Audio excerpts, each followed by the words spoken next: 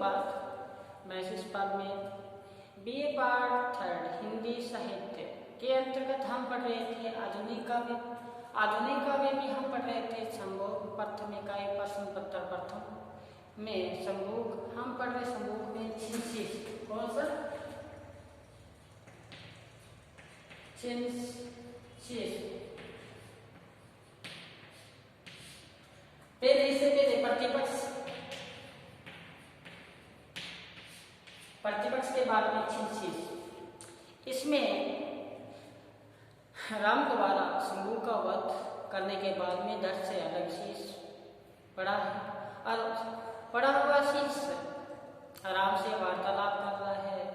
अपने जो वध देती है उस पर आकर्षण करता हुआ शंभु क्या कहता है उसके बारे में हम पढ़ते हैं। और क्या कहते हैं हम पढ़े आगे। शंभु कहते हैं बोलते हैं यहाँ सब। मैं एक एक पंक्ति लिखूंगा, साथ साथ हम उसके संज्ञा क्या करते जाएंगे और हम अपना जो पाठ्यक्रम है उसके जो पूर्ण करने का उसमें अग्रसर है। तो चलिए हम शंभु क्या कहता है पट्टी छिंदशीष। तो देखिए शंभु क्या कहता है।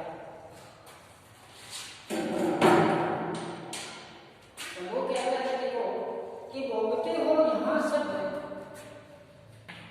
भोगते हैं यहाँ सब भोगते हैं यहाँ सब अपने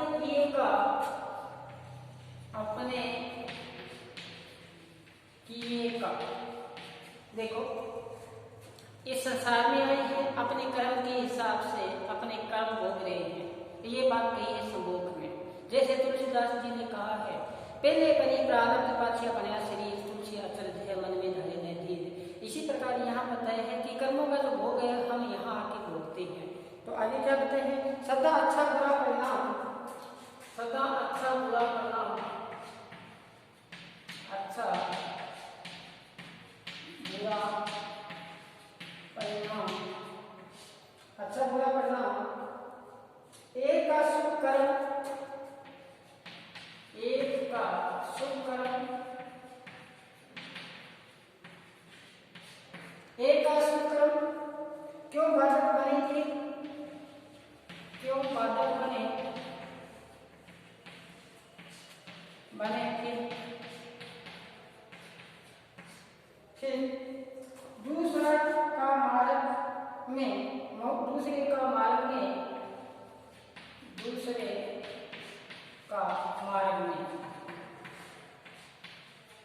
मार्ग में हे राम। हम साथ साथ में पूर्ण रूप से व्याख्या करेंगे। एक बार देखो आप देखा हो आगे क्या कहते हैं शुद्ध तप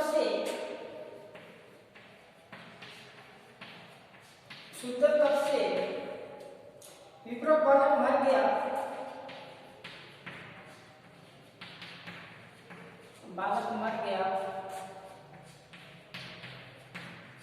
विप्र बालक मर गया। यह कल्पना की बात, यह कल्पना की बात, यह कल्पना की बात। आगे क्या कहते हैं सूत्रवत से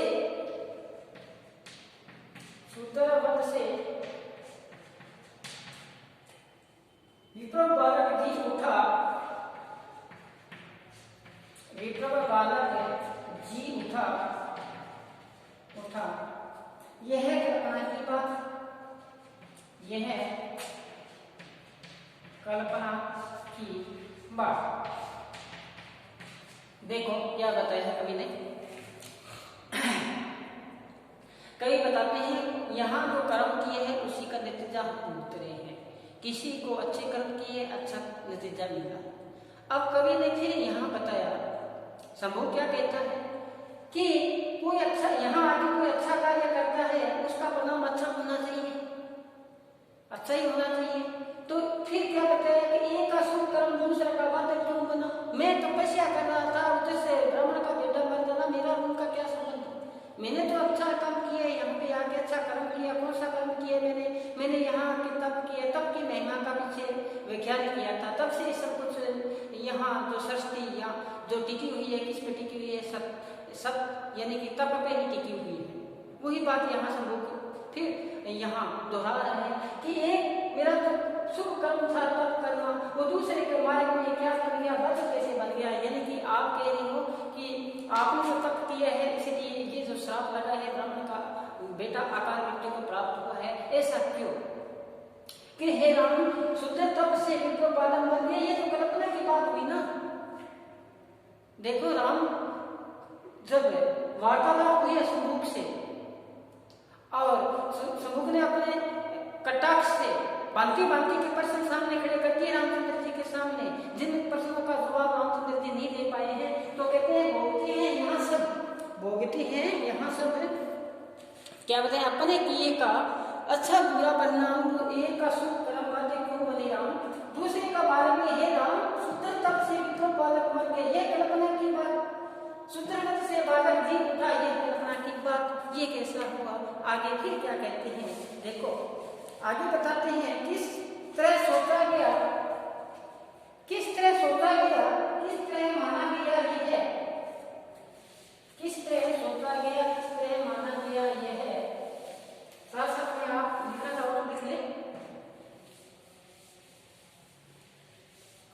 क्या होता है आगे देखो, किस तरह सोचा गया ये है, किस तरह सोचा गया ये है, यह है किस तरह माना गया यह है, किस तरह है माना गया यह है,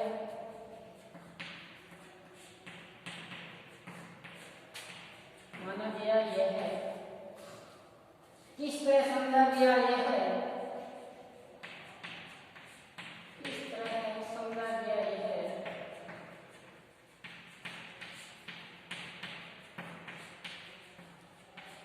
यह है किस तरह जाना गया यह है,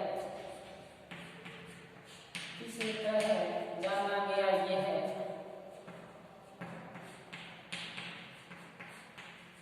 देखो कि ये तो कल्पना की बात हुई, ये बात आपने किस प्रकार सोच लिया कि मैंने जो तप किए शुभ कार्य किए दूसरे की बातें कैसे बन गया, और ये आपने किस प्रकार से मान लिया, किस तरह से आपने शब्द लिया, किस तरह से आपने जान लिया। और फिर आगे क्या बताया, कोई पर्सन को संतोष देगा कौन, इस बात का कोई, मैंने जो बात आपके सामने रखी है इस बात का कौन संतोष देगा। और हमारी संस्कृति का सदा प्रहरी रहा मौन, ये आपकी जो संस्कृति है वो मर चुकी है, इसलिए आपके जो रक्षा करने वाले वो क्या हो गए हैं, मौन। अब आगे देखो क्या कहा, बहुत महत्वपूर्ण बात कहनी है आगे। आगे देखो कि कवि ने क्या कहा है, कवि ने कहा है देखो कि मातर हिस्सा नहीं मानव न्याय, मातर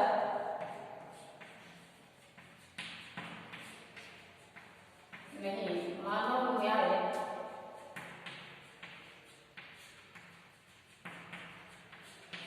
मानव न्याय है अहिंसक और उपाय है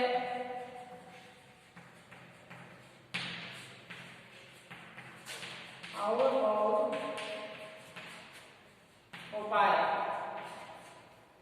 किसी का वध कर देना ये कोई न्याय नहीं है, ये तो कौन सी वृत्ति में आता है, ये तो हिंसा की वृत्ति में आता है, तो ये तो मारपीट और लूटपाट की वृत्ति में आता है, किसी का मार दिया किसी का लूट लिया, ये तो क्या है, हिंसा नहीं है, मानव का न्याय।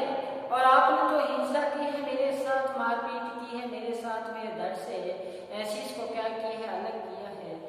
अहिंसक और है उपाय, इसका उपाय और भी हो सकता था, आप मेरे से वार्तालाप भी कर सकते थे, आके मेरे उसके पीछे कारण भी पूछ सकते थे, लेकिन आपने क्या किया, आपने आके मेरा वध कर दिया। तो आगे क्या बताते हैं देखो, हिंसा मात्र नहीं मानव का न्याय है अहिंसक और उपाय, और दंड के हैं, दंड के हैं, दंड के हैं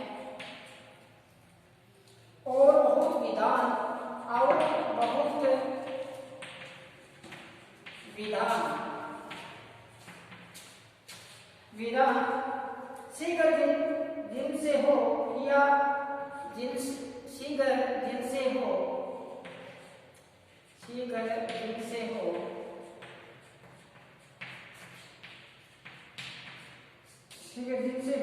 किए का भान।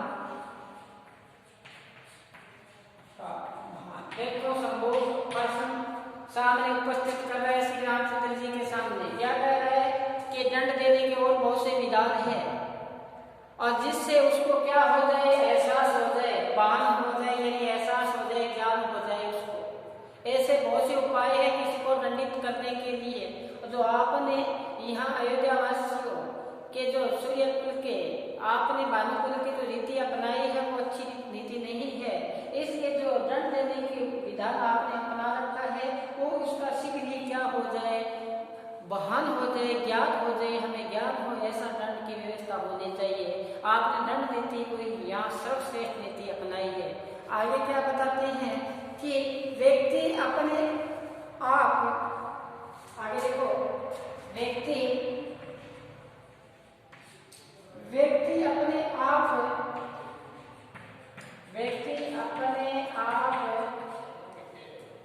सहित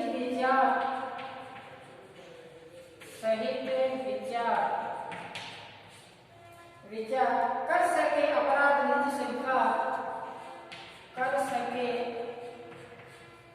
अपराध निज स्वीकार। बताया कि व्यक्ति अगर किसी व्यक्ति ने अपराध किया है उस अपराध पर मनन कर सकता है। कब करे कि अपराध किए निज स्वीकार, अगर उसको विचार करने का क्या मिले, अवसर मिले। सॉरी, तो क्या बताया, दंड के बहुत से विधान है जिसका हमें क्या होना चाहिए, ज्ञान होना चाहिए। ऐसा दंड के विधान होना चाहिए जिससे व्यक्ति क्या कर सके, विचार कर सके और अपराध निज विचार उस पर कर सके अपने निज विचार। किंतु वध मृत्यु का दंड, किंतु एक बार रजिस्टर में अंकित करें फिर चले हम आगे।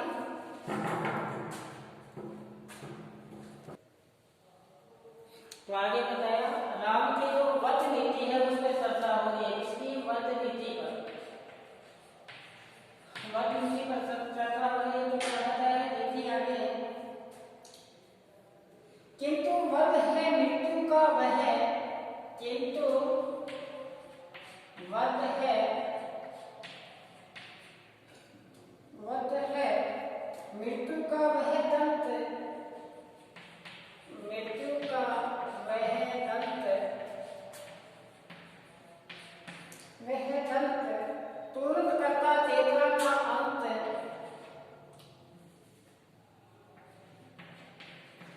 तुरंत करता चेतना का अंत, चेतना का अंत। आगे देखो, जो मैं देखता एक क्षण आकाश, जो मैं देखता एक क्षण आकाश,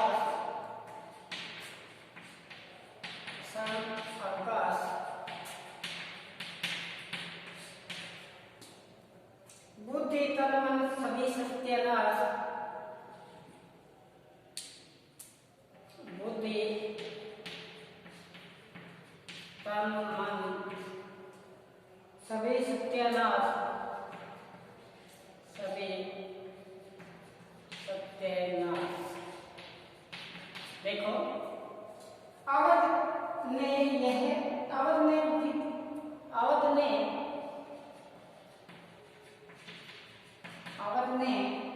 वध नीति अपनाई,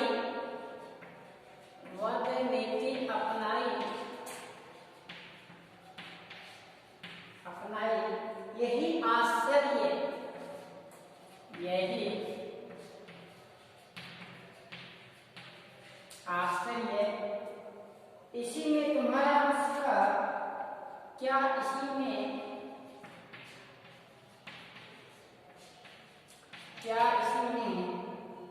है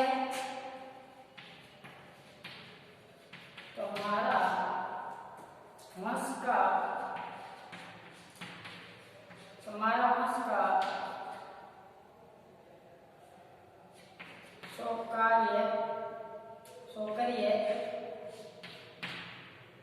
सौकर्य का रस होगा उत्कर्ष। सुनो क्या बताया है, वध नीति के बारे में कटाक्ष करता हुआ शंभु बता रहा है कि किंतु वध जब किसी व्यक्ति का वध कर देते हैं तो उसे जो सोचने विचारने या कोई अपने किए हुए का पश्चाताप करने का कहीं अवसर ही नहीं मिल पाता, उससे पहले उसका क्या हो जाता है, वध। और ये हुआ किसके साथ था, शंभु के साथ हुआ था। वही बात यहाँ बताई क्या बताना चाहते हैं, किंतु वध मृत्यु का वह दंत है, कहते वध करना मृत्यु का वो विशीला दंत है, तुरंत करता चेतना का अंत है। जो हमारे अंदर चेतना होती है उसका क्या हो जाता है, अंत हो जाता है। हम सोच विचार करने से क्या हो जाता है, परे हो जाता है, मृत्यु को प्राप्त हो जाते हैं। अब उसको क्या पता कि तुमने क्या पश्चाताप किया था। आपको कभी समय मिले तो आप पढ़ना, आगे का शेखर एक जीवनी, उसमें मृत्यु दंड के बारे में बताया कि मृत्यु दंड सही मायने में सही है या गलत। तो यही बात यहाँ शंभु बता रहे वध नीति के बारे में कि आपका जो उत्कर्ष है वंश का, उसने एक ही नीति अपनाई है, वध करना। तो क्या बताए, देता ना एक क्षण आपका जो वध है, एक क्षण सोचने का विचार नहीं करने देता, बुद्धि तन मन सभी का सत्यानाश कर देता है। जो शरीर में चेतना शक्ति होती है, तन भी होता है, मन भी होता है और बुद्धि होती है, सभी का क्या कर देता है, सत्यानाश कर देता है। ऐसी वध नीति अपनाकर आपका जो यश है उसको क्या कर लिया, उत्कर्ष कर लिया। ऐसा वध नीति किसने अपनाई है, ये अयोध्या नगरी के राजा श्री राम ने अपनाई है। और फिर कहते हैं आप तो पतितों के क्या है, उदाहरण हो, अपना नाम पतित पाव कर लेते हो, आप पावन रख लेते हो। तो यही बात यहाँ बताई है। तो सुनो कि वध है मृत्यु का वह दंड, तुरंत करता है चेतना का अंत, डो न देता एक क्षण अवकाश, बुद्धि तन मन सभी का सत्यानाश। अवध ने वध नीति अपनाई, देखो आई ना बात, अवध के राजा ने ये नीति अपनाई है। मुझे तो शंभु कहते हैं आश्चर्य होता है, क्यों होता है कि एक ऐसा महानता के गुण को धारण किए हुए राम ने ये नीति अपनाई है, सूर्य कुल के श्री राम ने ये नीति अपनाई है। इस वंश में ही आपकी क्या होगा, उत्कर्ष होगा।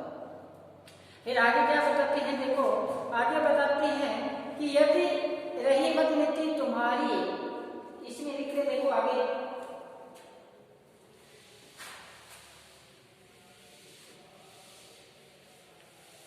आगे क्या बताया देखो, यदि रही वध ही, यदि रही वध ही नीति तुम्हारी नीति नहीं बदली गई, मुकुल की रीति नहीं बदली गई,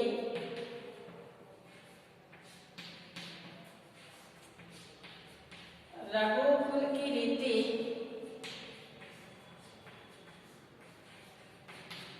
आगे क्या होता है, राम आगे तुम्हारा राज्य,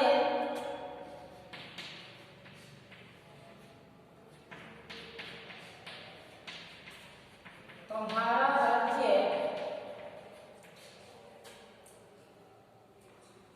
राम आगे से तुम्हारा राज्य, आगे से तुम्हारा राज्य कवि जनों हेतु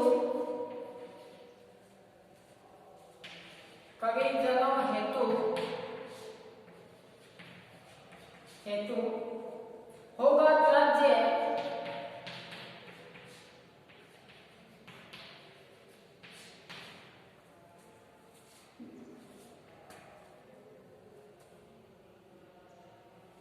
अब फिर देखो एक बार दो बार ये देखिए अपने कि आने वाला जो समय है उसके बारे में अवगत करवाते हुए यहाँ शंभु श्री राम को क्या बताते हैं, एक कटाक्ष करते हुए श्री राम को यशोगान न करते हुए, कटाक्ष करते हुए क्या बताया है, सुनो ध्यान से, कि यही रही वध नीति तुम्हारी, ये जो वध करने की नीति है ये सदैव आपके लिए क्या है, उत्कर्ष है।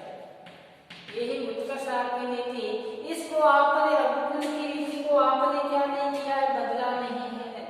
जो परिपाटी पर चली आ रही है उसी का ही आपने अनुसरण किया है, तो ये आपका उत्कर्ष है। फिर क्या कहते हैं कि राम आगे से तुम्हारा राज्य, राम आगे से तुम्हारा राज्य कवि जनों हेतु होगा राज्य, बहुत गहराई लिए हुए ध्यान से सुनना कि आपके राज्य है उसमें कौन रहते हैं, कविजन रहते हैं। आपको पता है कि कविजनों के माध्यम से ही किसी राज्य का यशोगान किया जाता है, वही यशोगान करते हैं। आपको पता है रीतिकाल आया है, रीतिकाल में जो भी रचनाएं प्रफुल्लित हुई है ये राजाओं के दरबार से नहीं हुई है, और राजाओं का यशोगान करते हुए, इनके शौर्य का गुणगान करते हुए कवियों ने क्या लिखा है, काव्य लिखे हैं। और राम के दरबार में जो भी कवि होगा तो राम के दरबार में जितने भी कवि होंगे वो किसका यशोगान करेंगे, राम का यशोगान करेंगे। जब राम ही शत्रुओं का वध करना शुरू कर दिया तो जो कवि है वो कैसा वर्णन करेंगे, उनकी अच्छाई थोड़ी लिखेंगे, तो क्या करेंगे। इसलिए कवि जो है तो होगा क्या, राज्य, वो कवियों के अंतर्मन से आपका राज्य है वो क्या है, त्रज्य है। वो उनको क्या नहीं मानेंगे, निर्मल पाक नहीं मानेंगे। इसलिए आने वाला समय है वो भी क्या आने वाला है, अच्छा नहीं संकेत दिया या शंभुक ने कहा है। आगे क्या कहता है, दंड यज्ञ से करो शेष हो गए अपराध सब निशेष। कहते आपने जो दंड नीति अपनाई है उसको आप उससे अलगाव स्थिति में आओ। इस प्रशंसा में कहाँ है सार, तब सकेगा इसी में संसार। जो आपने किया इसमें कोई सार नहीं है, इसलिए संसार में आपका जो नाम है ज्यादा दिन नहीं चल पाएगा। आगे क्या बताया, कुशता वाणी फूलों से हीन, क्या भविष्य बीज देखी बीन। जो फूल होता है उसमें बीज नहीं बनते, जो फूल हो उसमें क्या नहीं बनते, बीज नहीं बनते। तो आने वाला जो समय होगा उसमें बीज की उत्पत्ति कहाँ से होगी, यही बात यहाँ बताना चाहता है शंभुक। शुद्ध तप से पुत्र ब्राह्मण का मरा, क्यों करे इसे विचार ऐसा मत धरा का, कि शुद्ध तप कर रहे और ब्राह्मण का बेटा मर जाता है। इस ये जो मत है इस पर क्या करे, विचार करे, क्यों किसी का सत्कर्म फल नष्ट हो, जाति से कोई श्रेष्ठ उच्च हो। कि ये जातियों की जो दीवारें खड़ी की है इससे क्या हो, आगे हो, ऊंचा उठे। एक नूर से शब्द उपजा, कौन भला कौन मंत्या, ये करे हैं। जल कहते हैं जल में कुंभ में जल सो बाहर, भीतर पानी फूटा जल कुंभ ही समाना, यह तत्व हो ज्ञानी, ऐसा हो अपने अंदर बाप। तो ये बात यहाँ बताइए, क्यों सत्कर्मों का फल नष्ट हो, जो सही कर्म किया है तब करना, उसका कर्म क्यों नष्ट हो। जाति कोई क्यों किसी का श्रेष्ठ हो। देखो शंभुक ने बहुत कटाक्ष किया श्री राम पर कि जाति से कोई श्रेष्ठ नहीं है, जाति से कोई श्रेष्ठ नहीं है। तो क्या बताए, शुद्ध तप का शुद्ध का फलवान हो, साधन जो भी करे बलवान हो। जो तपस्या करे उसी को फल उसी को मिले, जो तपस्या करे या तप करे उसी को फल उसी को मिले। इस जाति वर्ण से क्या हो, ऊंचा उठे, जाति वर्ण से ऊंचा उठे। वैसे क्षत्रिय ब्राह्मण के कर्म भी उचित अनुचित, धर्म और अधर्म भी एक व्यापक नियम के बंद हो। जो हमारे धर्म है वो सभी में लागू हो, चाहे वो क्या हो, ब्राह्मण हो, वैश्य हो, क्षत्रिय हो, चाहे उच्च कुल का हो, कितने में हो, उसमें सभी में क्या हो, लागू हो। ये बात कही है कि हमारा जो क्या है नियमबद्ध उर्वरता की ओर संबंध हो, एक नियमबद्ध हो, वो नियम ही क्या होना चाहिए, लिए हो, ऐसे नियम हो सभी के लिए एक साथ। और फिर बताया है कि वर्ण रहित तप जीवन साधना शरण, ऐसी तपस्या करे जिनका जीवन है वो क्या बन जाए, शरण की बातें उज्ज्वल पाक बन जाए। और आगे बताया है, मनुष्य पशुता भाव से ऊपर उठे, बहुत पंक्ति बड़ी पंक्ति आई है। मनुष्य पशुता के भाव से ऊपर उठे, ज्योति प्राचुर का भूप उठे। इस पंक्ति का अनुवाद हम कल आगामी वीडियो में करेंगे। तब तक आप घर पर रहे, ये नहीं कहूँगा, तब तक आप महाविद्यालय में प्रवेश करें, क्योंकि बीए फाइनल की क्लासेस शुरू हो चुकी हैं और हमारी ये बीए फाइनल है। तब तक आप कॉलेज में प्रवेश करें और अपना जो पाठ्यक्रम है सुचारू रूप से फिर हम चल सके। और इसी के साथ मैं अपना यही विराम देना चाहता हूँ। धन्यवाद।